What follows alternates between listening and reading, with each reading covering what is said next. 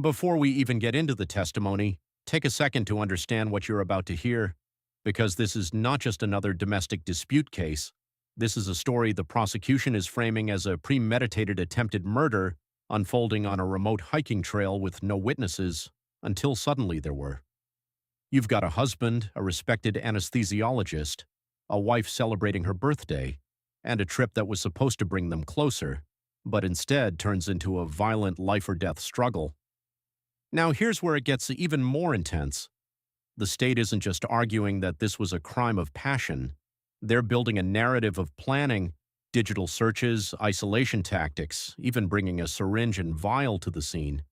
And if that's true, this shifts everything from impulsive to intentional. So as you watch this unfold, keep asking yourself, was this a sudden explosion of emotion or something far more calculated? Because by the end of this trial, that distinction is going to decide everything. Help! Help! Help! Those are the words that Amanda Morris and Sarah Buxbaum heard as they were walking up the Palipuka Trail on March 24, 2025. Amanda and Sarah heard those words, help, help, help, and they rushed up the trail thinking that somebody had fallen off of the cliff on top. They get to the section with the cliff and they see, and Amanda sees, a man on top of a woman. A man holding a rock. The man swings the rock, hits the woman in the head. Sarah sees that same man standing over that same woman, holding that same rock. Both of them see the woman, Ariel Koenig, with a face covered in blood. In this trial, you will learn about Ariel Koenig, who she is, what happened that day. But you'll also learn about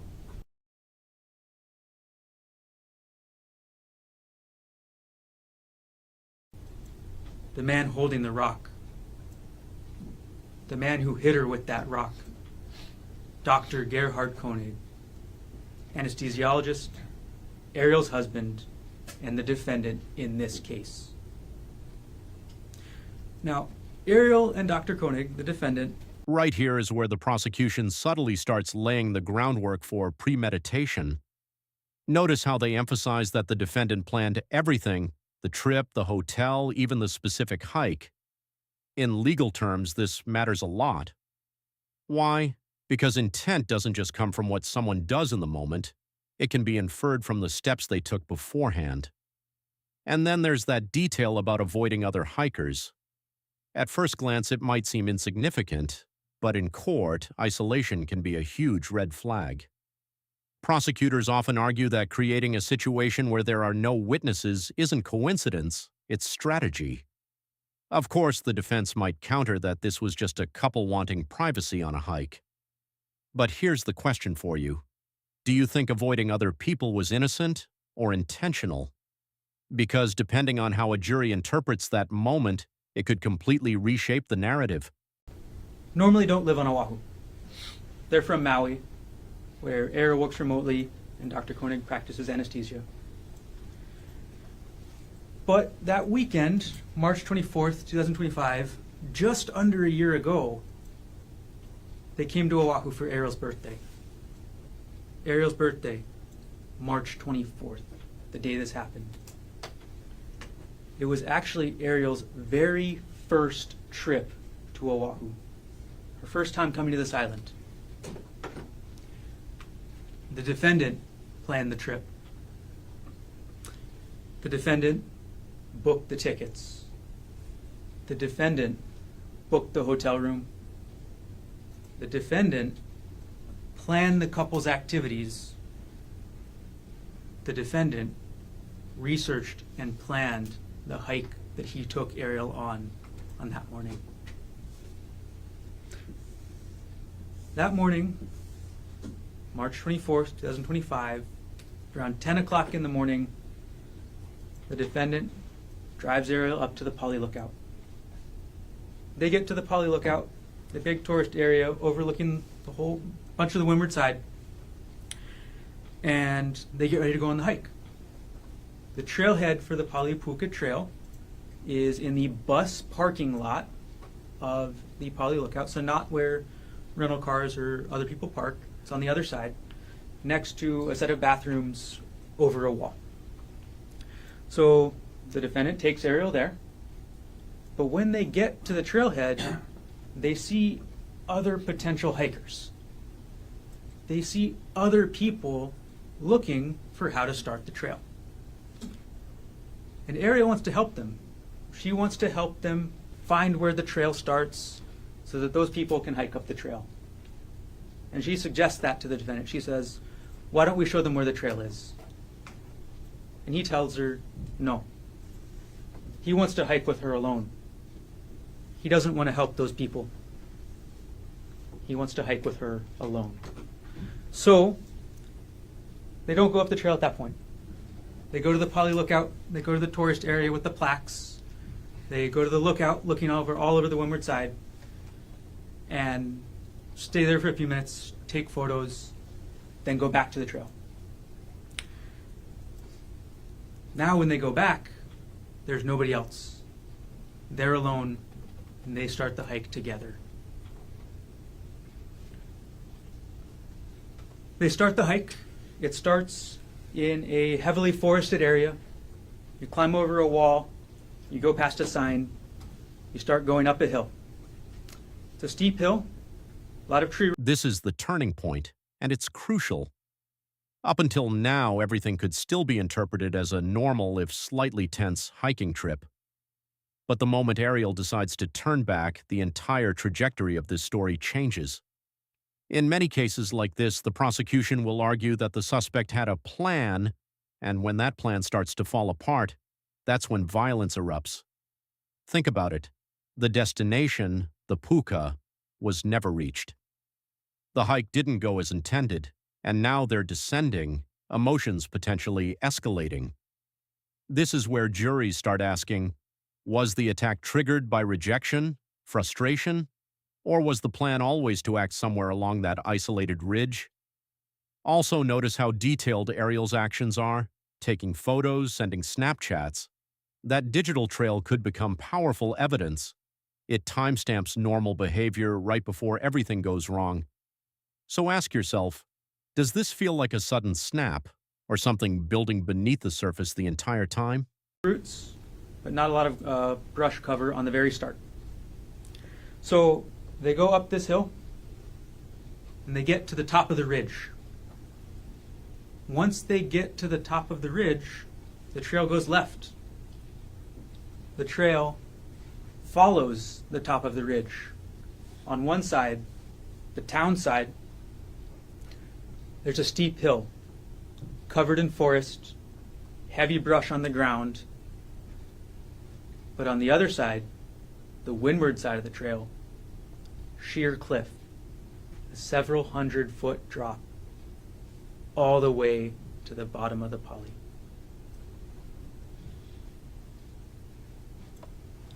They start to hike up the trail. They start to hike up the ridge. And they go for a few minutes. Everything's normal. But they get to a point where you need to climb with your hands and your feet, a scramble area. Once they get to that point, Ariel gets freaked out by the exposure. She doesn't like that there's a big cliff to the right. She doesn't like there's a steep hill down the left. Doesn't like that she has to climb on her hands and feet. So she wants to turn around. And the whole reason of going to the Polypuka hike is because there's a puka. Up the trail, there is a puka, a hole in the side of the mountain where you can look through the hole, take photos, where you can look out through the puka down at the windward side. But they never got there because Ariel wanted to turn around. So Ariel stops hiking. She says she's not comfortable with this. She wants to turn around. The defendant goes on. He hikes another couple minutes up the trail. He hikes another couple minutes, then he comes back and he tells Ariel. Tries to convince her to keep going. He tries to say, oh, this is the hardest part. Everything beyond this little bit, easy. But Ariel's still not feeling it. Ariel doesn't want to go on. So they start to descend.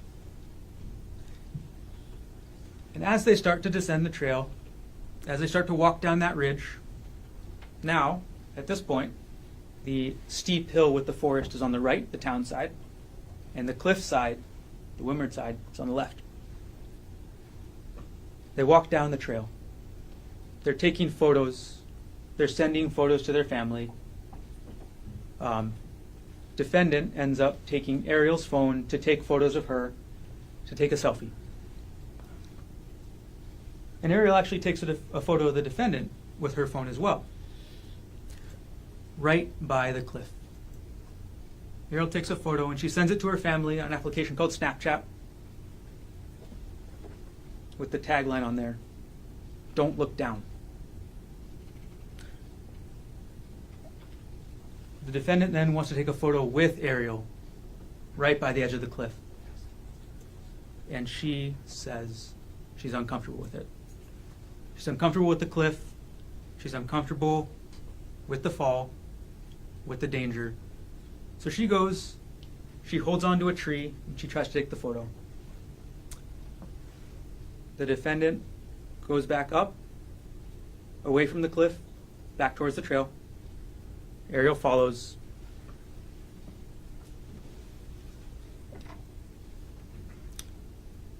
And then as Ariel's moving down the trail to safety. This is the turning point, and it's crucial.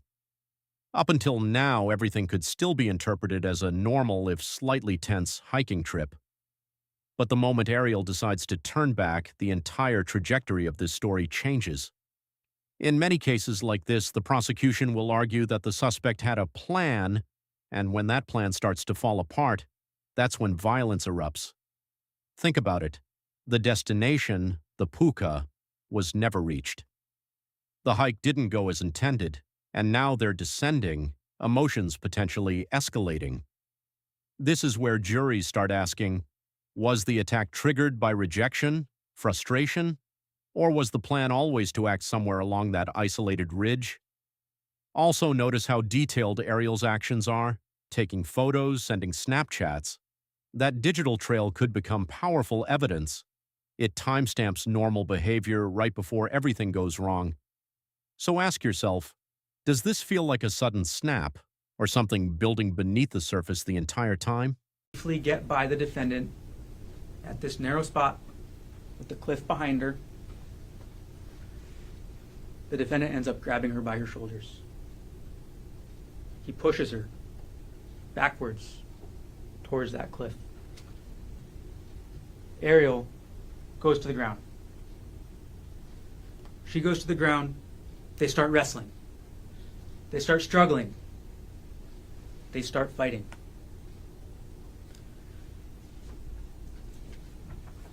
And in that fight, the defendant gains the advantage. The defendant gets on top of Ariel. The defendant is straddling Ariel over her waist, pinning her onto the ground.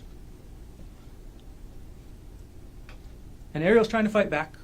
She's trying to struggle. But she sees in the defendant's hand a syringe. She sees in the defendant's hand a syringe, and she tries to hit it away. She hits it. The syringe falls out the defendant's hand, and then she sees a vial in the same hand. As the defendant reaches into the backpack he had, reaching in there, trying to grab something, Ariel still struggles. She still tries to take that vial out of his hand. And they keep fighting. And at this time, the defendant has Ariel's phone. The defendant is holding onto Ariel's purse. The defendant is holding on to Ariel's wallet. Ariel pleads with the defendant. She talks about their children. She asks the defendant not to do this. She begs him not to do this. And the defendant says, "I'm sick of this shit." He's sick of this shit.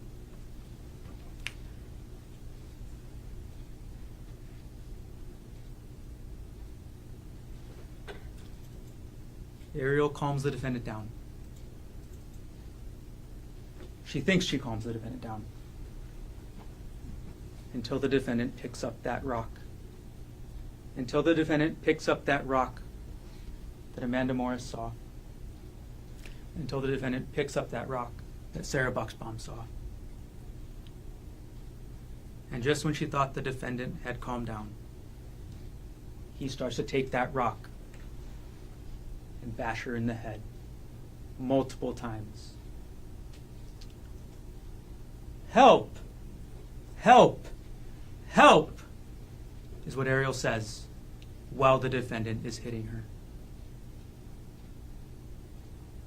And those cries were answered.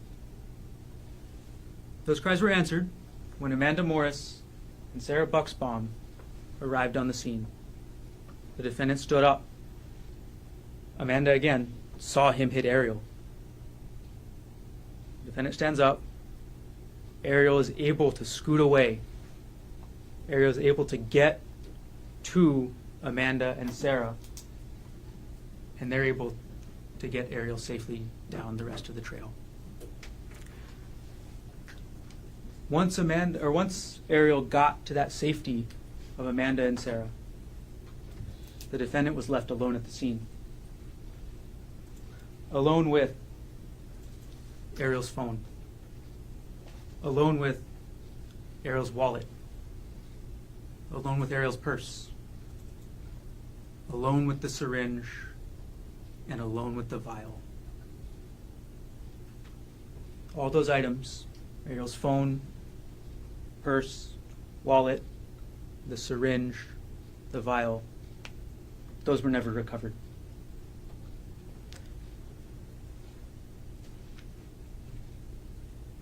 The story doesn't end quite there once Ariel gets to safety.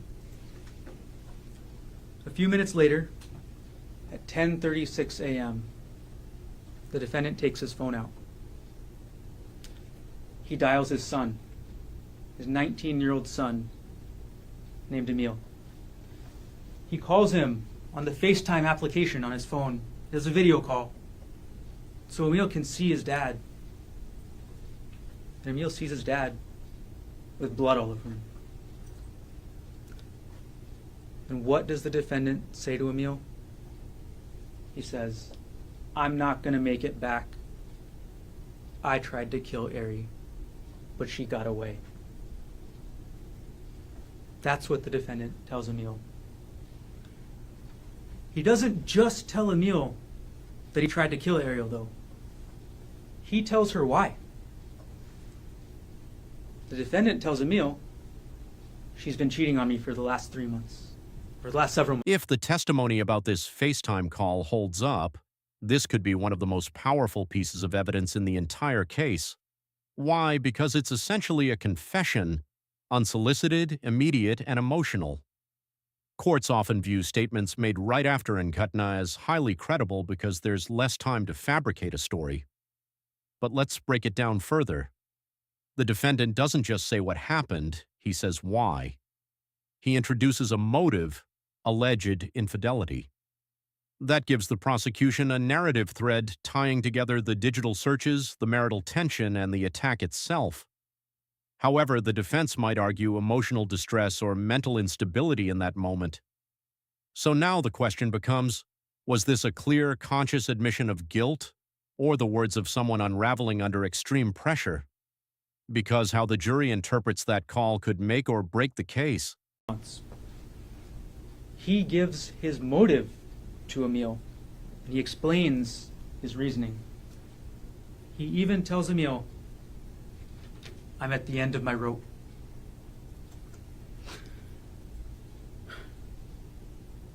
An hour later, the defendant calls Emil back.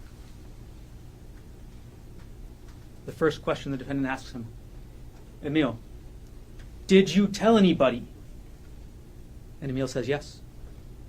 Emil says, I told Judy and Peter Mast, Ariel's mom and stepdad. And how does the defendant respond? He says he's going to jump.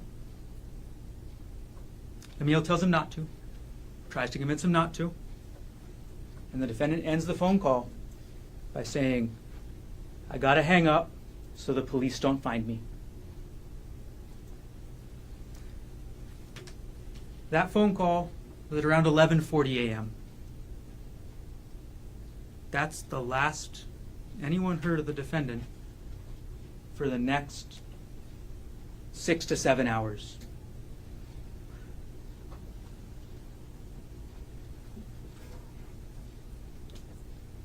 The defendant told Emil that he was turning his phone off so the police couldn't find him. And for a long time, they couldn't. Despite a manhunt that lasted for almost 8 hours that day, multiple different agencies, Honolulu Police Department, Honolulu Fire Department, the Department of Land and Natural Resources, multiple agencies all trying to find the defendant, all searching for him in that forest up there at the Palipuka area. None of them could find him. But later on, as the sun was getting ready to set, a few minutes after 6 p.m., March 24, 2025, 3 HPD officers are headed back to the station. They've been called off the search. They're done. They couldn't find him. But as they're driving on that road that goes from the Pali Lookout back to the Pali Highway, back to town, they're driving out and they see a man. They see a man exit the forest. A man matching the description of the defendant. They identify themselves. They say, police, police. The man runs. He tries to get to the forest. He tries to escape them. The officers catch up. They apprehend him. They do use force to do so. And the man is identified as Dr. Gerhard Koenig. Now, you'll hear about this case. You've all been informed about how long this trial is going to be. So you hear about this case in a couple different phases. First, you'll hear from witnesses, Amanda Morris, Sarah Bucksbaum. You'll hear what happened up at the Pali Lookout on March 24, 2025. You'll hear how the investigation proceeded. You'll hear from the HPD officers who responded. You'll hear from the DLNR officer who responded. You'll hear from the evidence specialists who went to the scene, who took photographs of the bloody patch on the ground, of the crushed plants, of the trail of blood. You'll see those photos. You'll see the photos of Ariel at the scene and how she looked like immediately after this happened. You'll hear from Ariel herself. She'll testify as to what happened on March 24th, her birthday. And she'll testify on March 24th of this year. 1 year later. She'll describe what happened that day. She'll describe the 3 months, almost 4 months, leading up to that day. She'll describe this cheating that the defendant was upset about. Because back in December 2024, the defendant found WhatsApp messages between Ariel and a coworker. Ariel describes them as flirty. You will see the messages. You will see the messages and you will get to see what they say. There's nothing lewd. There's nothing sexual. There's nothing romantic. They're flirty. But this was an issue in their relationship. The defendant was upset. Ariel wanted to stay in the relationship. They take the steps. They go to couples counseling. Things are getting better. Things are getting better. And Ariel keeps thinking, okay, now it's time. A romantic trip, birthday weekend, we're back on track.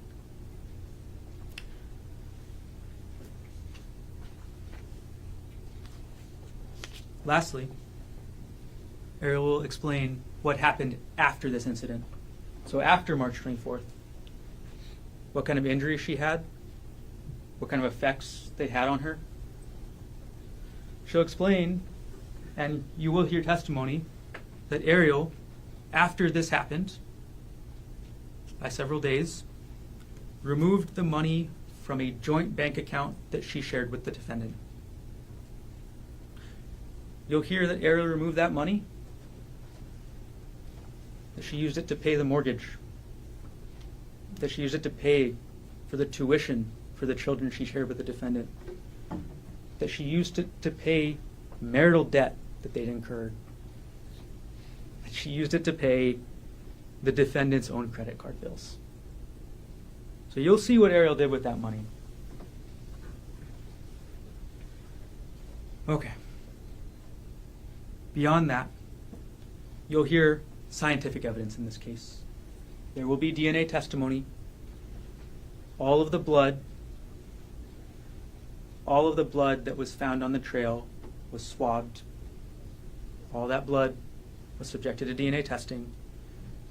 And all of that blood, through the DNA testing, shows an incredibly high likelihood ratio that supports it is Ariel's blood and only her blood.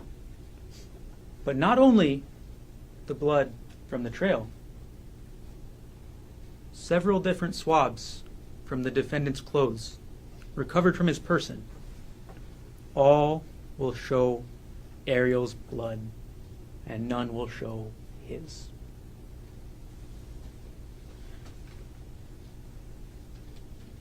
You'll see the evidence that was collected. You'll see the rock. You'll see the rock that was recovered from the trail. The bottom half jagged, covered in Ariel's blood. You'll also hear in this case what's called digital forensics. The police recovered a laptop, the defendant's laptop. And they looked through that laptop for certain terms, and they found from December 2024 through March 2025 several relevant things that you'll hear. You'll hear the defendant on Christmas Eve 2024, 3 in the morning, was on the internet looking up internet forum posts about infidelity. You'll hear the defendant on Christmas Day at 4 in the morning was doing the same thing. You'll hear that on New Year's Eve, 8:30 p.m., the defendant was looking up Ariel's financial information. You'll see from the forensics that in those months leading up to March 24th, you will see what was on the defendant's mind by looking at the digital forensics. You'll see that he was looking up divorce. He was looking up how much his prior divorce had cost him. He was looking up notes on Ariel's computer about divorce. He was looking up Ariel's financials. And lastly, from the digital forensics, you will see these messages that the defendant was so upset about. Okay, almost there. Okay. near the end, the last couple phases of this trial, you'll hear from Emil Koenig. He'll testify what happened on March 24th. He'll testify about that first phone call, about what his dad told him, about why his dad did it. He'll testify about that second phone call, about what his dad told him he was going to do. You'll hear that the defendant confessed and that he planned to hide from the police. And lastly, at the end, you'll hear from the officers who successfully apprehended the defendant. On their way back to the station, just ran into him. So you hear from them what they saw, what the defendant did, and how they managed to catch him. And at the end of this case, at the end of all this evidence, the state will come back, the evidence will show, and the state will prove beyond a reasonable doubt that Dr. Gerhard Koenig consciously, intentionally made a choice on March 24th, 2025 to try to take a life. And when the state does that, we will ask you to find the defendant guilty as charged. Thank you.